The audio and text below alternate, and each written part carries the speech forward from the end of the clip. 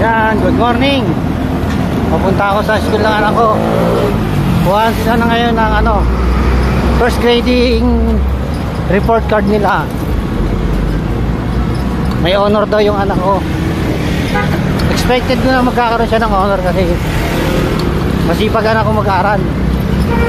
Kaya yung papasalamat ko sa mga teacher na nakikita nila yung paghihirap ng anak ko sa pag-aaral. Kaya nabibigyan niya ng parangal yung anak ko. Nagiging motivation niya sa anak ko para mag-aaral pang mabuti.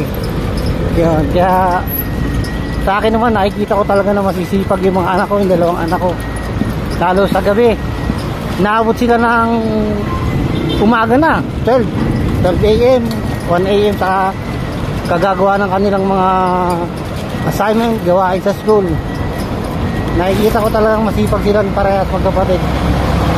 Kaya ang laki ng pasasalamat ko na masipag sila sa pag-aaral. Kaya ito, pupunta na tayo sa school.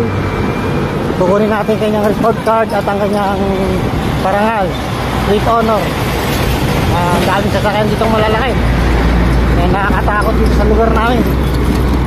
Kaya kasi ako ay naka single handed lang sa Manibela. Kita-kita tayo sa loob ng school. Ayan po. Punta tayo sa school ng anak ko.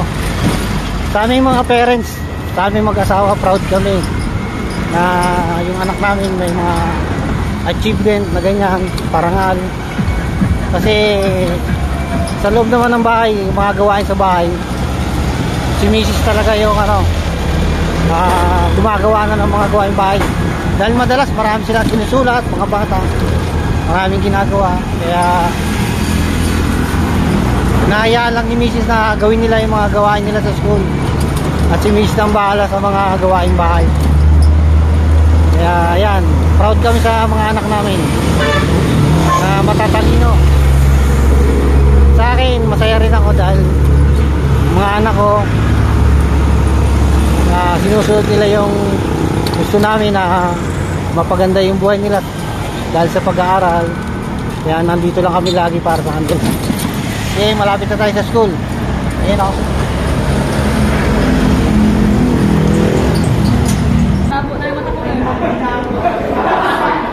Sabihin mo nga sa mga pogies mo na yun. Number.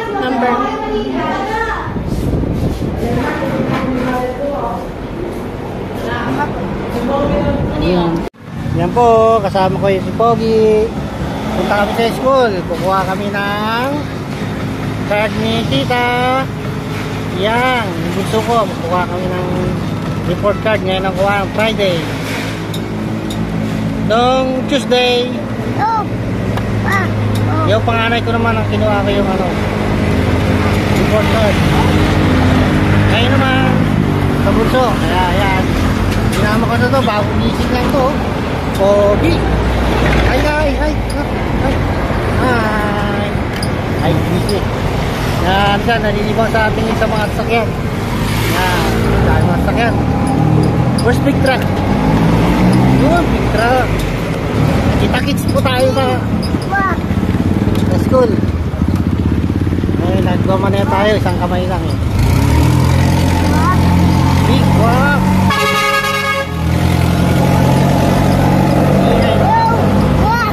Wow, small truck. May sinasakyan lang ako eh.